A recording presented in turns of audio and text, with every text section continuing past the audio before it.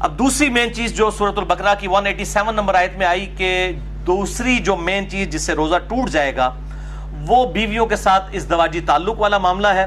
اسی کانٹیکسٹ میں بخاری اور مسلم میں حدیث ہے، مشکات میں 2000 نمبر ہے اس کا، کہ اما عائشہ رضی اللہ تعالیٰ عنہ کہتی ہیں کہ آپ صلی اللہ علیہ وآلہ وسلم روزہ کی حالت میں اپنی بیویوں کا بوسہ بھی لیا کرتے تھے اور گلے بھی لگا لیا کرتے تھے، لیکن آپ صلی اللہ علیہ وسلم تم سب سے زیادہ اپنی خواہش پر قابو رکھنے والے تھے. یعنی وہ اس سے زیادہ پھر آگے نہیں جاتے تھے کہ اگر کوئی اس سے بھی آگے چلا گیا اور ازدواجی تعلق قائم کیا پھر تو روزہ ٹوٹ گیا.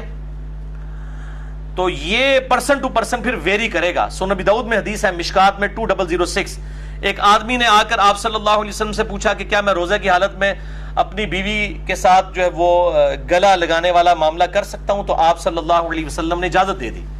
پھر ایک اور شخص آیا، اس نے یہی سوال کیا، آپ نے اجازت نہیں دی. اور حضرت ابو ہریرہ کہتے ہیں پہلا شخص جس کو اجازت دی تھی وہ بوڑھا شخص تھا، اور جو دوسرا تھا وہ جوان تھا، اس کو آپ صلی اللہ علیہ وآلہ وسلم نے اجازت نہیں دی. تو اب یہ ڈیپینڈ کرتا ہے، بوڑھا جوان ہونا بھی ضروری نہیں ہے کہ جو شخص اس حوالے سے قابو رکھ سکتا ہے اس کے لیے اجازت ہے، جو نہیں رکھ سکتا اس کے لیے پھر اجازت نہیں ہوگی.